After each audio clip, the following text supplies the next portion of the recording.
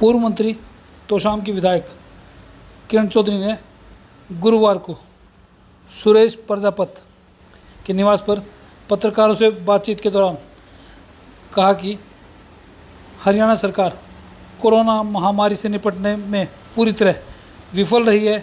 यहाँ तक कि शवों को भी बदलने की शिकायतें मिली हैं, जो गंभीर मामला है। ऐसे मामले में जो लोग दोषी हैं उनके खिलाफ कार्रवाई होनी चाहिए थी, लेकिन आज तक राज्य सरकार इस मामले में चुप्पी साधे हुए है। तो उनसे क्या अपेक्षा करी है? जो एक इस तरह का मतलब ऊंचे पद के ऊपर बैठे हुए आदमी मौतों के ऊपर व्यंग, किसानों की मौतों पे व्यंग कर सकते हो, तो ऐसे आदमी के बारे में क्या कहना? जनता अपने आप जानती है उसके बारे में। तैयारी कि लोग इकट्ठा नहीं हो रहे। देखो, हर एक पेट्रोल पंप पे था, कोई एक पेट्रोल पंप पे तो था नहीं, तो सारे अलग अलग बढ़ रहे थे। ये तो कांग्रेस का, क्योंकि विपक्षी दल होने के नाते हमारा काम है, हम उजागर करते हैं। विधानसभा में आपने देखा होगा, मेरे यहाँ पे टेप्स आते हैं, सारा कुछ आता है, कितनी जोर शोर से मैं ये सारी चीज़ें उठाती हूँ। यहाँ पे जो हमारी इकाई हैं वो अलग अलग जगह पे सब लोग अपना अपना काम करते हैं, लेकिन सच्चाई ये है, निकलना तो लोगों को भी पड़ेगा ना। जेब तो लोगों की कट रही है, आपकी भी जेब कट।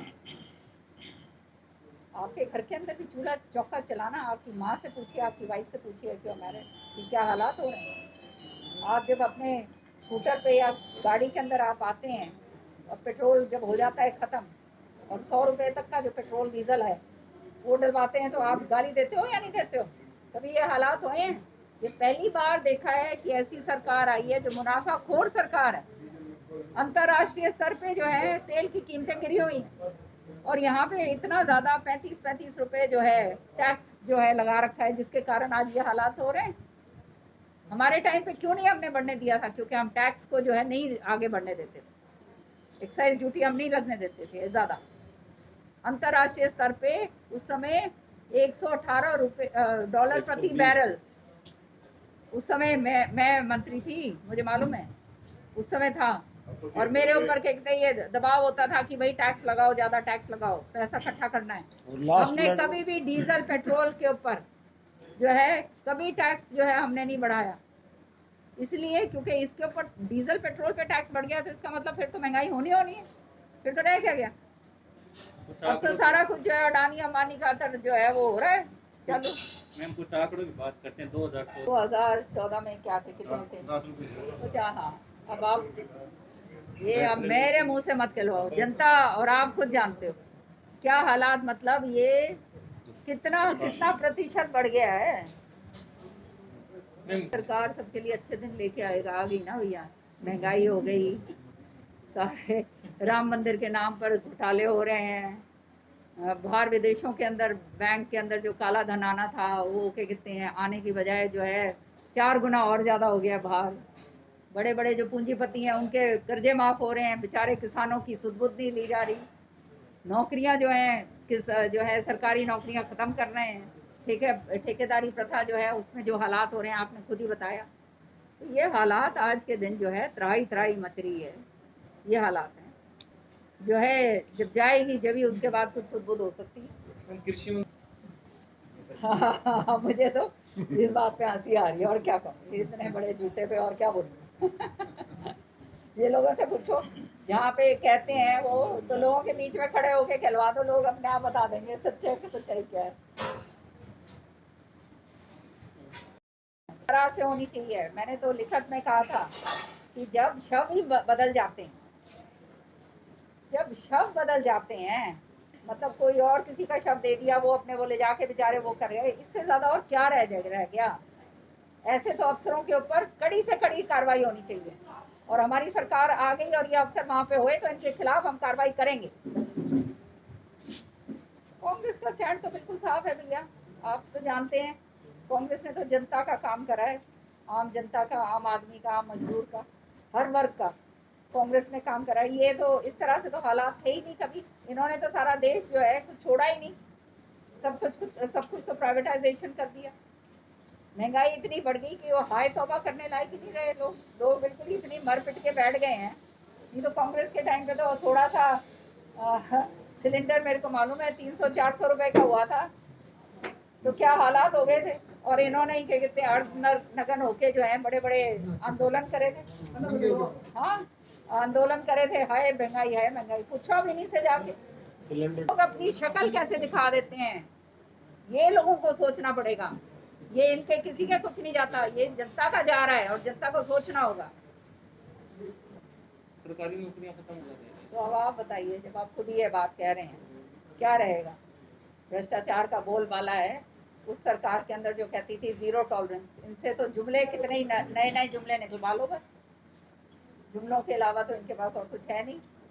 नई नई झूठ बोलवा लो, नए नए क्या कहते हैं, वो कहते हैं ना, गुमराह करने की बात करवा दो। असलियत जो है वो सबके सामने है। पूरी तरह से भिवानी के साथ राजनीति करी जा रही है। भिवानी का पानी जो है वो काट के कहीं और दिया जा रहा है। मैं तो बार बार बोलती आ रही हूँ। और ये जो कहते हैं उपवास रखते हैं एसवाइल नहर का, इससे बड़ा पाखंड और क्या होगा है। इससे ज्यादा और बड़ा पाखंड कौन कर, पाखंडी जो है ये देखिए। किरंजी लगा था और उसके बाद इस तरह के सामने बात भैया, जिसने भगवान को ही नहीं छोड़ा, राम के नाम से ही पैसे खा गए, तो फिर तो इनसे क्या उम्मीद करी जाए। फिर तो जब जो भगवान के नाम की चंदा, मतलब हर एक आदमी अपने आस्था के मुताबिक जो है वो करता है। हर एक हम लोग हैं, सारे के सारे सब पूजा पाठ करने वाले लोग हैं। वहीं पे जो है उस आस्था के साथ खिलवाड़ कर दिया जाए और ऐसे खुलकर बेशर्मी के साथ, तो फिर रह क्या गया। फिर तो आप समझ जाओ कि ये किस तरह के लोग हैं। कांग्रेस दोबारा प्रदर्शन। वेलकम। हालांकि ये टाइम जो है किसी भी तरह का वो बड़ा गलत गंदा टाइम चल रहा है। और जिस तरह से भिवानी उभर के आया है आज, हमने सोचा सुरेश प्रजापति के ही यहाँ पे इकट्ठे करते हैं, क्योंकि हालात जो भिवानी के हुए वो आपने सबने देखे कि किस तरह से त्राही त्राही मची हुई थी। पूरी तरह से ये सरकार विफल हो चुकी। स्वास्थ्य सेवाएं जो हैं बिल्कुल खत्म हो चुकी। ऑक्सीजन के लिए जो है किस तरह से लोग दर बदर की ठोकरें खा रहे थे। हमारे लोगों ने, सबने, ये सब जो बैठे हैं सबने, देवराज जी ने, इधर सब लोगों ने खूब मदद करी जहाँ जहाँ जिसको दे सकते थे। और हमने तो एक टास्क फोर्स जो है, कोविड टास्क फोर्स भी गठित करा, जिसके ये सारे सदस्य बैठे हैं हमारे पास, जिसके ज़रिए हमने लोगों की बहुत मदद करी। उसमें सुरेश जी भी थे, इन्होंने भी मदद करवाई। उल्टा पुल्टा जो हो रहा था काम सारा, तो ये हमारा काम तो चालू है। लेकिन कहने का मतलब ये है कि आज भी भिवानी के अंदर बड़े दुर्भाग्य की बात है कि जो मेडिकल कॉलेज श्रुति ने स्वीकृत करवाया था 7-7.5 साल पहले, 250 करोड़ रुपए उसके उस समय डलवाए थे, आज भी वो मेडिकल कॉलेज जो है उसकी जो है ईंट नहीं रखी गई। बहुत ही दुर्भाग्य की बात है। और जिस तरह से ये स्वास्थ्य सेवाएं पूरी तरह से ख़त्म हो गई, चरमरा गई। और ये जो हॉस्पिटल है, जो आपका चौधरी बंसीलाल जी का सामान्य हॉस्पिटल है, इसका जो हालात हुए कि जो है यहाँ पे कोरोना से जो लोग मरे हैं, शव किसी का दिया जा रहा है। मैं कहती हूँ लानत है ये सीएमओ के ऊपर। इसको तो अभी तक जो है इसके खिलाफ एफआईआर दर्ज करके इसको बाहर करना चाहिए था। कि मतलब आप ये देखो, जो परिजन जिसका मर गया हो उसको लाश किसी और की दे दी जाए, इससे ज़्यादा बढ़ के और क्या होगा। मैं तो समझती हूँ इससे ज़्यादा और कोई दुर्भाग्य की बात नहीं हो सकती। दूसरी बात, ब्लैक फंगस के केसेस आए। हम फ़ोन करें सारे एडमिनिस्ट्रेशन को, कहते हैं जी हम यहाँ पे पहले भेजो पंचकुला में।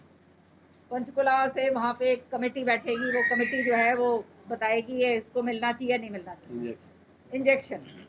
फिर वहाँ से वो इंजेक्शन जब तक आएगा, जब तक तो मर लेगा। मेरे ख्याल में 7-8 आदमी ऐसे मैं जानती हूँ जिनके बेचारों के समय पे नहीं आ पाए, जिनका हमने कोशिश करी, वो बेचारे बच तो गए, 2-4 नहीं हम बचा पाए। एक तो रोहतक का था। हाँ, रोहतक का, आप तो जानते ही हो सुरेश सारी बात। तो ये इस तरह से ये जो करा, कि सरकार ने अपनी पूरी जितनी भी इसकी रिस्पॉन्सिबिलिटी थी, ये सरकार का काम होता है, वो अपना एब्डिकेट कर दिया पूरी तरह से। और सबसे बड़े दुर्भाग्य की बात ये कि घर घर के अंदर जो है ये कोरोना आया। कई घर तो बिल्कुल ऐसे उजड़ गए कि मतलब बच्चे हमारे बाडड़ा में एक 5 क्या कहते हैं बच्चे जो हैं ऑर्फन हो गए। उसका पिताजी था वो फौज में था, वो जा लिया कोरोना से, उसकी माँ जा ली, उसकी दादी, उसकी दादा, मतलब वो सारे के सारे, और वो 5 बच्चे जो हैं अभी अनाथ। बिल्कुल अनाथ हो गए।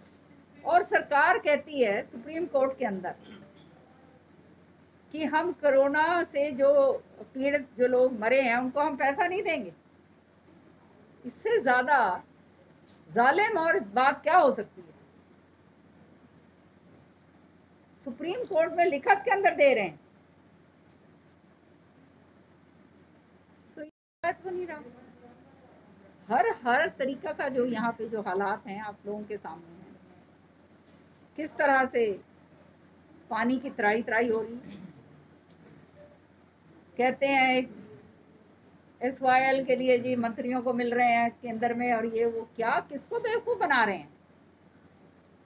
मैं पूछना चाहती हूँ, हांसी बुटाना लिंक नहर जो बन के तैयार है, जिसके अंदर पानी जो है वो पंजाब का नहीं है, उसमें ये हमारा उसके अंदर पानी है। आज वो हांसी बुटाना लिंक नहर क्यों नहीं शुरू करी जा रही? SYL के ऊपर जो है राजनीति खेल रही है। SYL नहर पूरी तरह से खत्म हो चुकी है। यहाँ पे भिवानी के अंदर मेरे पास दिन में मेरे ख्याल में कम से कम 50 फोन आते होंगे कि जी पानी नहीं रहा, पानी नहीं रहा, राशनिंग हो रही है। इतने बड़े बड़े टैंक बनवाए थे मैंने ये सोचकर कि पानी यहाँ पे कभी पानी की कमी होएगी नहीं, क्योंकि जितना पानी यहाँ पे टैंकों के अंदर भरवा देंगे, वो टैंक भी पूरे खाली हो गए। कितने 5 या 7 टैंक हैं? 7 टैंक बनवाए। वो 7 टैंक ये सोच के बनवाए थे कि पानी की कभी कमी नहीं रहेगी, क्योंकि भरे रहेंगे।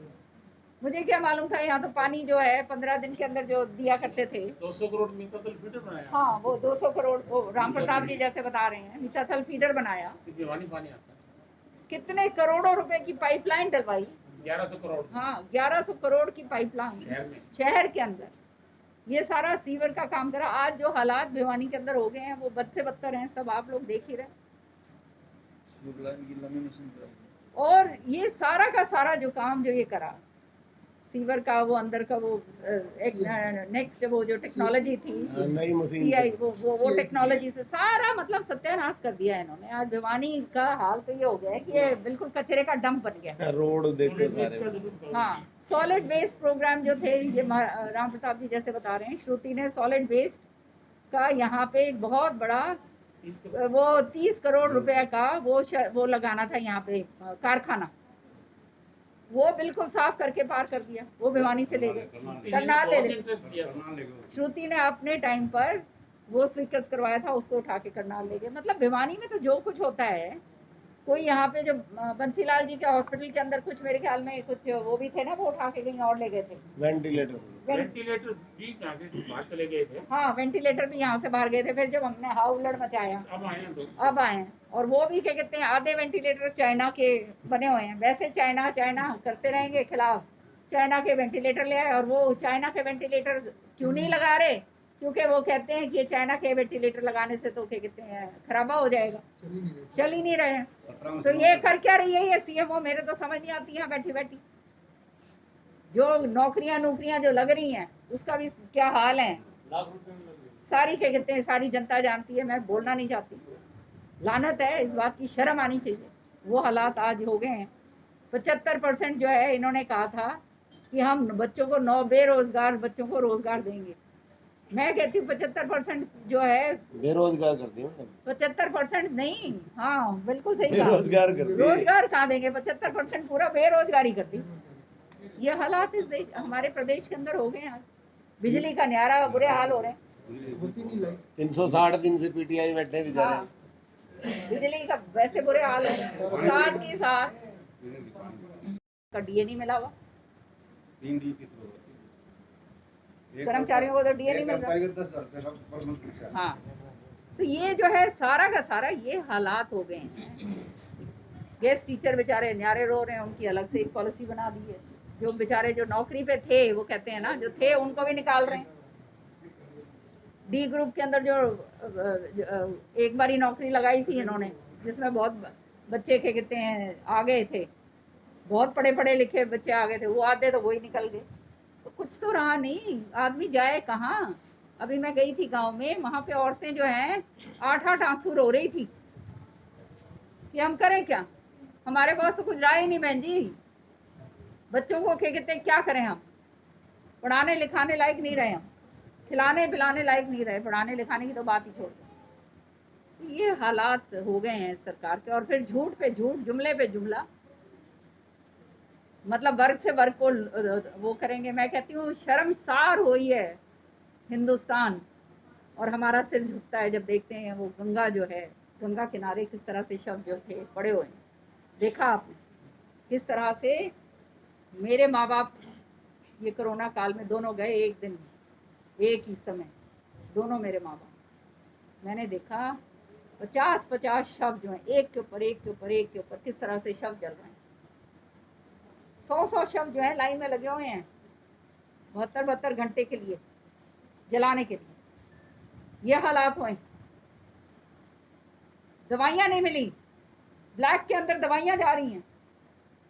रेमडेसिविर वो जो दवाई थी, उसका एक इंजेक्शन मेरे ख्याल में मुश्किल से 2,000 हाँ 50,000 70,000 मैडम, वो भी नकली। टोसी का इंजेक्शन। आपको मैं बताऊंगी, मेरा भाई जो है बिल्कुल मर के बाहर निकला है। हम ढूंढते फिर रहे थे, किसी ने हमारे को कहा, हमने तो ये ब्लैक मार्केट नहीं करी, लेकिन कहा कि जी 3 लाख रुपए जो है आप दे दो। कैन यू इमेजिन ये हालात? क्या आदमी कर सकता है, क्या करेगा? तो ये सारा का सारा जो हालात हो गए हैं, हर तरीके से विफल हो गया, खत्म हो गया है काम। और उसके बाद भी सरकार को ये समझ नहीं आ रही है कि अभी भी टाइम है। ये स्वास्थ्य सेवाओं को आप जो है जोड़िए, ठीक करिए, क्योंकि ये 3rd वेव जो है आपका, जो ये डेल्टा वेरिएंट है, ये वियतनाम में, इजराइल में ही आ चुका है। और ये अगर भगवान ना करे, ये इसका अगर कम्युनिटी स्प्रेड अगर हमारे हो गया, तो फिर तो पता ही नहीं क्या होगा। भगवान ना करे ऐसा कहते हैं हालात हमारे को देखने को मिले।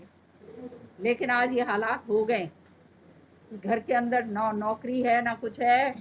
जो बेचारे इतने सारे कोरोना से पीड़ित थे, उनके लिए भी मना कर दिया उनको किसी सहायता देने के लिए। और फिर अच्छा होता अगर ये क्या कहते हैं ऐसे समय पर इकोनॉमी को बूस्ट करने के लिए, या हर एक के खाते के अंदर जो है 2-2, 4-4 हज़ार रुपये अगर डाल जाते, तो इकोनॉमी बूस्ट हो जाती। कहते हैं वो नहीं करना इन्होंने, लोन ले लो। अब लोन लेगा तो वो तो वैसे ही दबा पड़ा है लोन में, कर्ज के नीचे तो वैसे ही दब रहा है आदमी। तो ये हालात हो गए हैं, बड़े दुर्भाग्य की बात है। और मेरे को तो बड़ा दुख होता है ये सारी चीज़ें देखकर। ये नहरों की तो बात छोड़ दो, महंगाई इतनी होगी, इतनी महंगाई कि आपका जो है 150 रुपए से ऊपर तो ये सरसों का तेल 180 रुपए जी, 180 200 पार हो गया मैडम, 213 तक। अब 213 बता रहे हैं, सुरेश जी बता रहे हैं। कभी जिंदगी में नहीं 213 देखा मैडम। सरसों का तेल तो वही गरीब आदमी अपना खाना उसी में सब्जी में बनाता बेचारा है, सब्जी सब्जी में नहीं बनता है। दाल महंगी, सब्जी महंगी, तेल महंगा, डीजल पेट्रोल महंगा, 100 रुपए का वो हो गया। और गैस आज 25 रुपए और बढ़ा दी, आज 25 रुपए और बढ़ा दी। तो वो आज मेरे ख्याल में 800 कुछ और हो गया सिलेंडर, 825। बोलो अब कहाँ आदमी जाए, नौकरी है नहीं, महंगाई इतनी कर दी, तो मतलब किसके क्या कहते हैं कपड़े लेते पड़न जाओगे भाई? 15-15 लाख आएंगे ना मैडम। हाँ, वो 15 लाख की बात भी मैं बता दूं। मेरे को बोलने दो, फिर पूछ लेना। नहीं, ये बोल रहे हैं साइड में। हाँ हाँ, 15 लाख रुपए हर एक की जेब में आएगा। ये तब बोला था, कहते हैं काला धन जो है 20,000 करोड़ जो है बाहर विदेशों में है, काला धन है, वो लेके आएंगे तो 15-15 लाख सबके आएंगे। तो वो तो आया नहीं वापस। विदेशों का जो धन 20,000 करोड़ था, वो 20,000 से जो है वो 700 पे पहुंच गया। तो अब तो कहते अगली बार मेरे ख्याल में इनका जुमला ये होगा कि 20-20 लाख रुपए हर एक के डालेंगे, जिसके हिसाब से।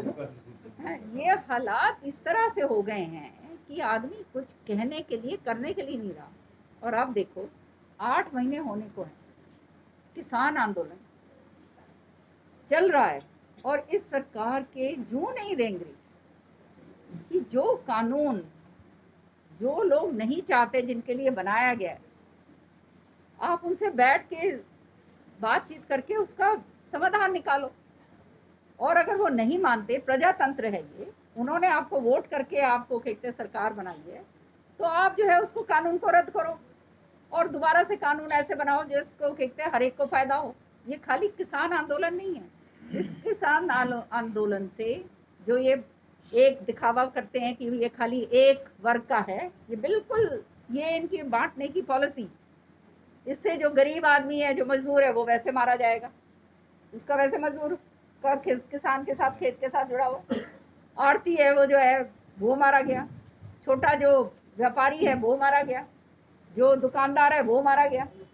हर तरीका, हर वर्ग जो है इससे जो है प्रताड़ित।